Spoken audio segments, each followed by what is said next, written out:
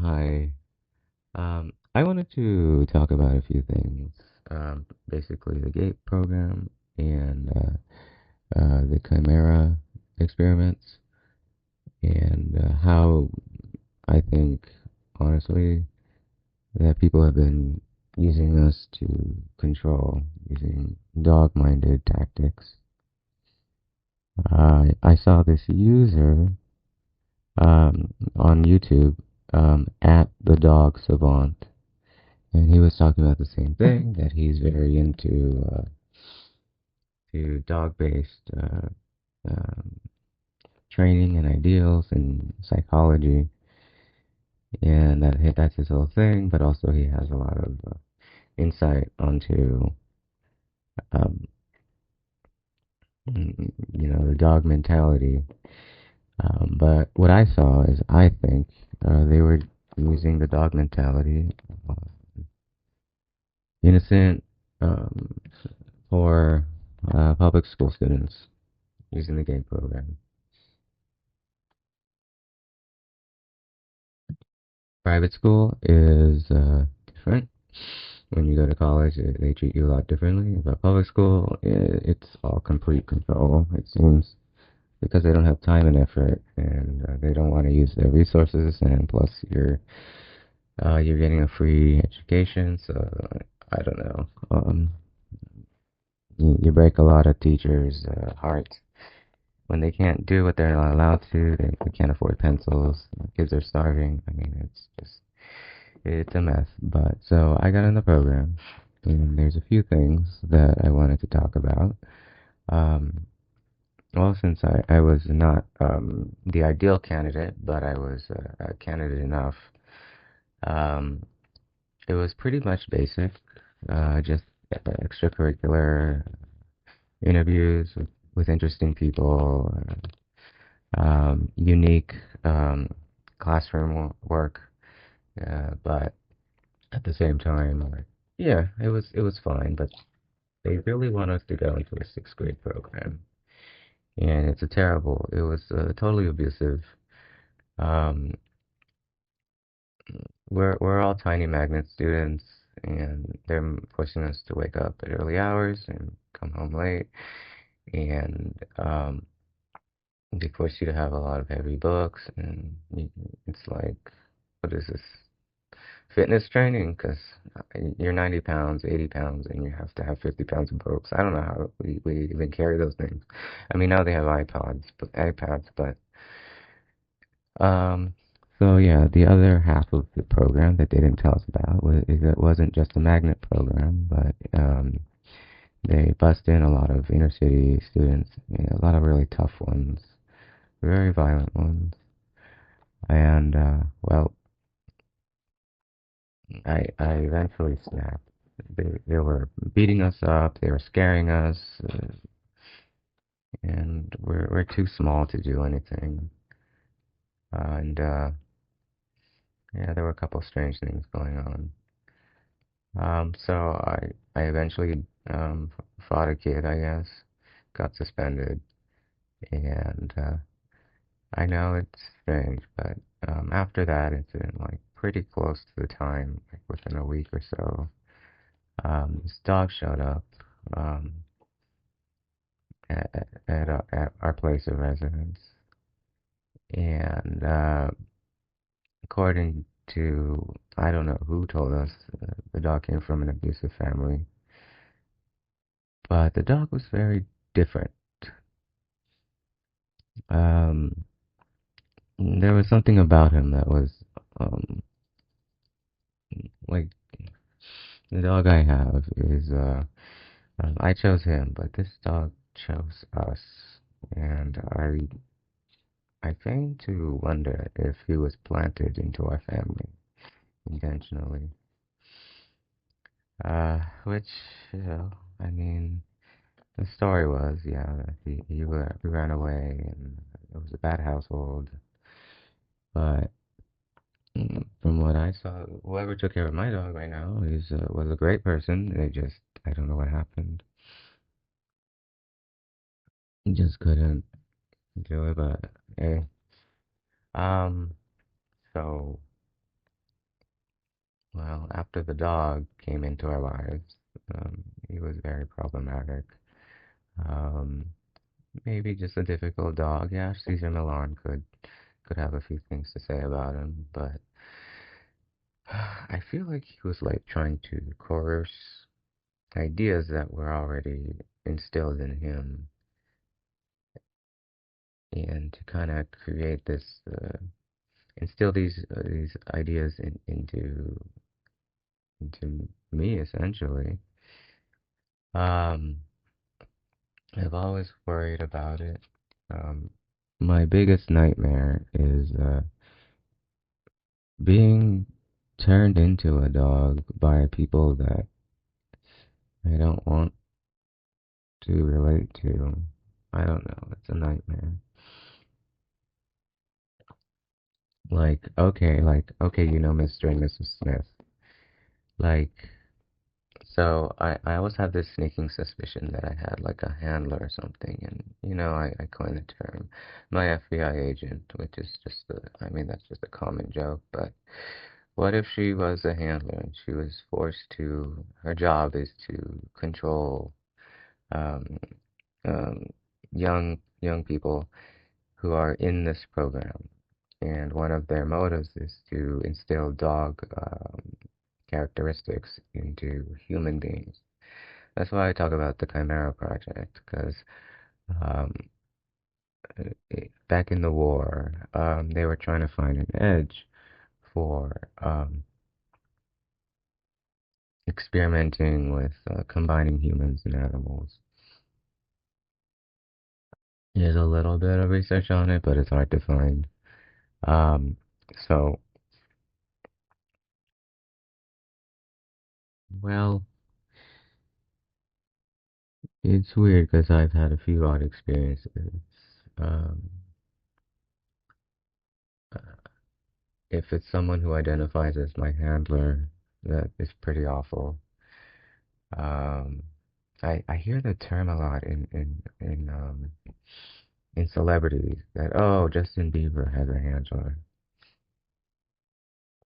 It's his girlfriend. Like it's someone there to control and make, instead of an actual real relationship. But I don't know. I mean, my ex was definitely, he identified as a handler. So it does exist. But I would just, because I wasn't exactly the best candidate, I always got grossed out at these ideas. But at the same time, I was enticed by like transformation erotica, where you turn into something else, and based on some sort of institution. Like you don't know what you got arrested for, and the police say you're a criminal, and they start injecting you with drugs and stuff, and you're like, ooh, hot. I guess I don't know. I mean, it was really before I learned about adult videos, but I was just young and didn't really know what was going on. I enjoyed those for a while, and and just felt like, yeah, there are some odd characteristics about it that, like, um, I wonder because a lot of the population now is, um, they see a lot of content that's very animal roleplay based. I am kind of worried that there's some investment in doing more of these animal control techniques.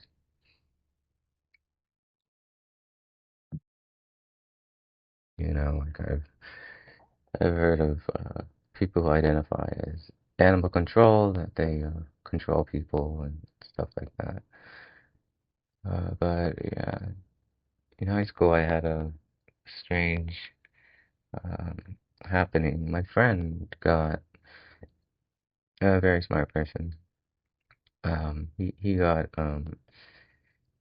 he told me that one day he just started developing morning sickness every morning before he came to class. I thought it was maybe my diet changed, or going through the motions of becoming a teenager, but it was months, and then I got the same exact morning sickness. I honestly believe it was drug induced, but I'm not sure how it would have happened. I don't know how it works, but I know there are medications on the market that make you sick on purpose as a means of curbing your psychology. Uh, so I've been misdiagnosed and forced into therapy, and the drugs always were worse. They were counterproductive. They It was a completely wrong diagnosis, but they kept insisting that they were good. Obviously not. Um, I did see this story about this woman, and she was a psychologist, and one day she got admitted to a hospital, and she was on so many medications, and she felt very unhappy with life. And then she realized that she was administering the same drugs, and she quit her job, and she uh, felt happier about life. I don't know, these meds, antipsychotic blockers, I heard, they do a lot more harm, but imagine uh, being forced a drug in your adolescent years that makes you sick when you have certain cues or certain triggers, which I believe happened to me. Um, Still can't figure out how or why, but I absolutely don't like medications for that reason. Plus, it doesn't help my what line of work I was trying to work on because I couldn't do it well the way I used to. But so well, there was this couple that lived by a family.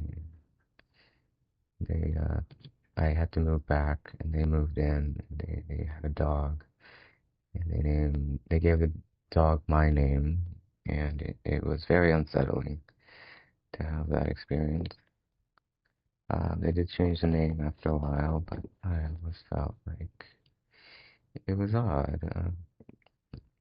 Um, I don't really know how or why, but my friend said he was being followed one day, and then I got a strange phone call from a very irate woman demanding things that I didn't even know what she was talking about. She was just absolutely furious, and I was just, I don't know, I was just going to college. I had no idea, but it always kind of, a few times I was uh, taken into psych wards, and there was always a very strange nurse. One time she was wearing a costume, and I had designed this cartoon, and she was wearing the exact same costume, and she said really out of pocket things, like talking to the microphone and my flowers and things like that. And she just looked so happy to like watch me. Like honestly, she kind of looked like a woman who was hardened by the government or the military. She was not a good person. I saw her again the next time I was administered into a mental institution, and um, it's really the first time it was because I had a terrible dream and I had a panic episode from coming back to college because I something bad happened to me. Someone tried to hurt me in a very bad way, and I had to take a 2 year sabbatical from college. I still remember the day, and I'm lucky to be alive from that. He pushed me down an elevator shaft over 4 floors. I survived by holding on to the cable and swinging to the back of the elevator where there's two columns, but they only go so far, so then I had to fall 14 feet. So that always terrified me. And then I kept getting prank calls from someone. And then sometimes I take classes, and so they were It was one instructor and one police officer. The police officer offered a night event, um, where she talked about awareness walking at night. And then the other one was just this random professor who was just absolutely incensed by me. I don't really know what happened with them, but I don't know. When you're a professor, you tell a student, "What are you looking at?" And you're like, "I'm looking at the front of the classroom." It sends a few questions about how or why, especially when we don't know anything about them. But hey, maybe I just had a terrible luck. Like I do have eyes like that. But I'm not too sure how or what happened. I know it's not rude, it's not right to say, but um, I was on a trans rights hall, and in freshman year of college, and the next year, um, well, during the summer, apparently the last chancellor took her own life, which was strange, to say the least. She was lesbian. We were in trans hall, so and she went to the funeral of the eighth chancellor, and then she had a manic episode. She got administered into the hospital. She was forced on a lot of heavy medications. She stayed with her mother in an 80-floor hotel in the city. And I just wonder, like, how do you get outside the window of the 80th story of a hotel? Aren't the windows sealed? How does she get out there? And well, apparently she fell.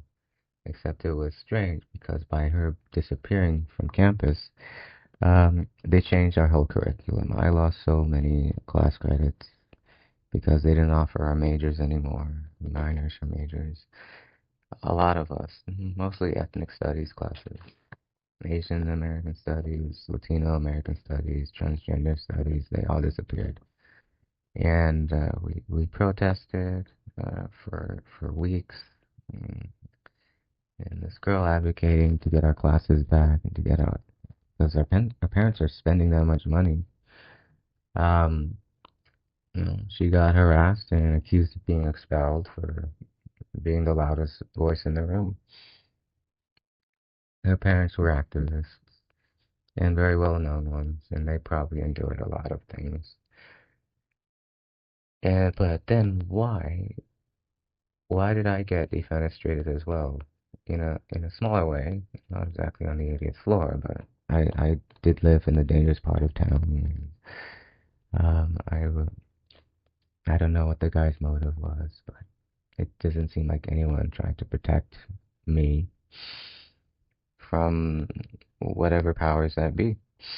And I just got more anger, and it's always a nurse. It's always a nurse. There's always one who just treats you like she's just so into you. And I remembered, I don't know if this is just genetic or not, but I developed these shakes whenever certain feelings emerge, like they kind of been implanted in me. But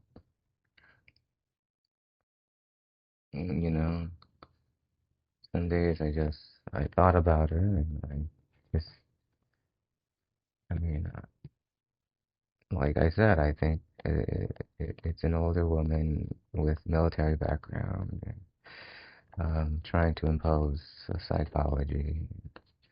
Sounds like a perfect candidate for a handler, especially in dog obedience research in humans. I did start studying hypnosis a little bit, practicing it. I mean, one time I was in the city. I saw a very attractive older woman on a date with a man in a top hat and a cape, and they were talking about hypnosis, and I'm like, well, that's just erotic. I mean, and then I've tried a few hypnotists, and I'm like, I'm not hypnotized. It's like, well, it doesn't work for everyone unless you want to.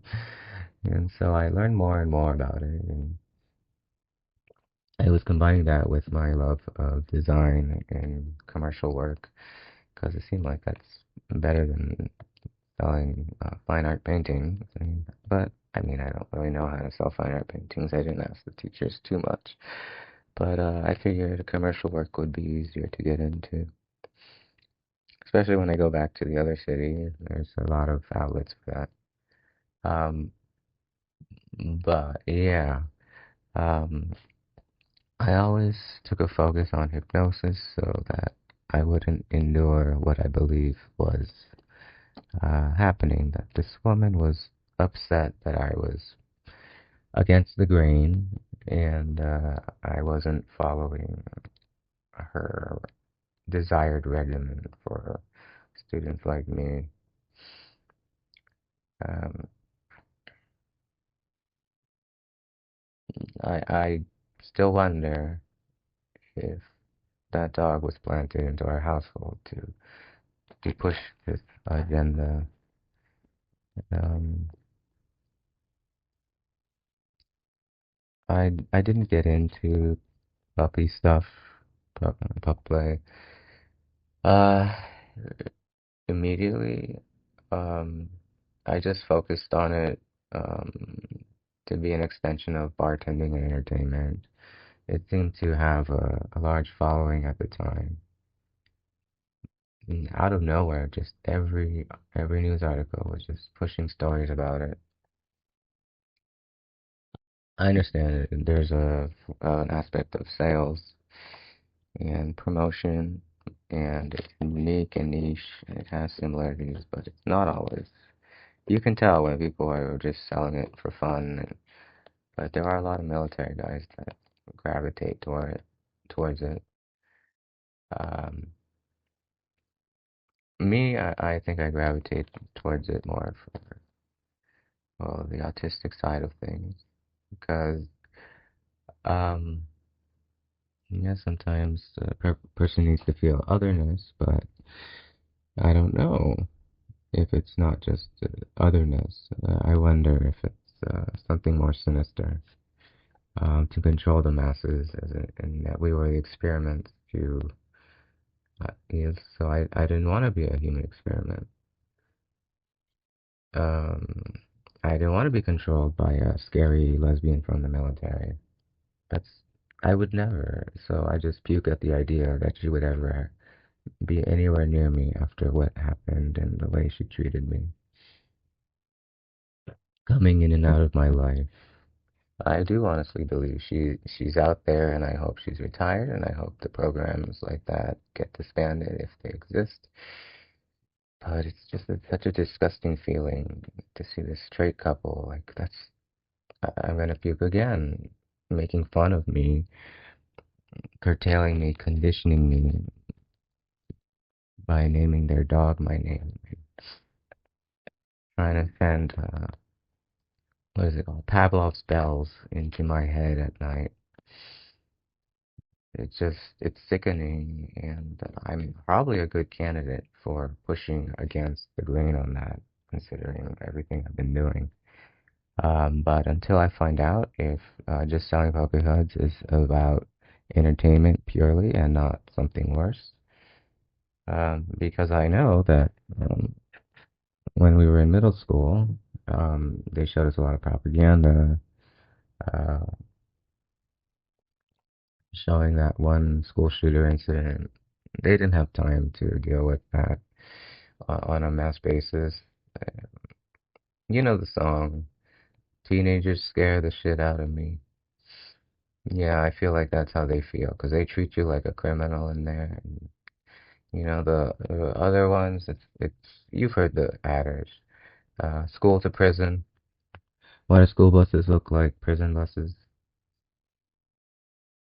The whole nine yards. They get paid by you being there at classes.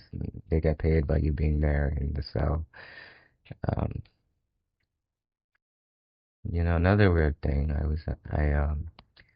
I went to the hospital to be. I I was feeling really sick, and they started doing a lot of tests on me. And every hour they take so many vials of blood, and I tried asking people, but it just didn't make sense that they needed that much blood from me. And it was weird because this one guy, he was locked up in another room. My door was open, but his was locked. And he kept saying that he was a dog, and I guess it was a part-time psych ward. And then he would scream to me. He'd say, "Hey, you! I know your name. I know you're a dog." And they'd keep him locked in the. I could tell that the door was locked and that he wasn't allowed out. And it's like, how did he know? And then the worst thing, I know it's strange, but they were trading my blood vials with each other. Like, you take this one, I take that one. But it's so strange that that man was in there, whoever he was. I left immediately. I'm like, you're making me stay here for 7 days while this is an 8-hour procedure. It's always happened with the medical industries. You go to the wrong hospital and someone is like, oh, there's someone on the radar. That creepy nurse again. It's issuing orders with a phone call or whatever. My whole life, I've never been allowed to get a decent job. Well, I have gotten a few ones through nepotism and um, some form of I forget, but when you have to hire people for their ethnicities versus other ethnicities. Forgot the word. But for the most part, I do basic interviews, and you think it's normal, but there's always a phone call. You go to the store, there's always a phone call, and then you can see the person at the desk going, "Yeah, he's here," and it's an unsettling feeling that there's someone out there all the time. It happened when I was younger until I actually got a, a, a decent job that um, pretty much kept me away from being vulnerable. So in some ways, it stopped once I was too fat, too old, um, too invested in an organization that was pretty protective of their clientele. But every time I try to get a job, there'd be a phone call. And when I was a kid, I wondered what it was because it just didn't seem to make sense. Um, Someone tried to tell me it's because they think you're a shoplifter. You look shady. And it's like, well, now I'm not exactly you know, your perfect demographic at Target. I think I look more shady. But they're like, I'm fine now, it's okay. But before I used to go to Target, they'd be like, oh no, oh yeah, he's here. Until I had credit cards like that. So I don't think it's just because I made money. I think it's because I was protected by people who made sure that I stay away from this person. It's really unsettling to imagine that you have a handler or some wannabe handler. Like even my ex identified as a handler and treated me that way, but um he was on his own. He got dishonorably discharged. So the military didn't want him, but he still thought he was military property.